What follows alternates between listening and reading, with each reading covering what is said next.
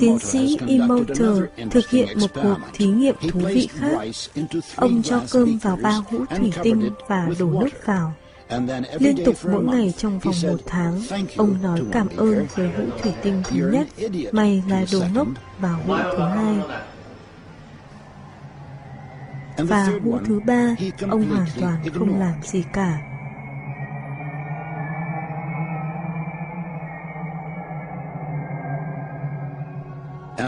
Sau 1 tháng, cơm trong hũ mà được ông nói cảm ơn bắt đầu lên men, phát ra mùi hương thú vị.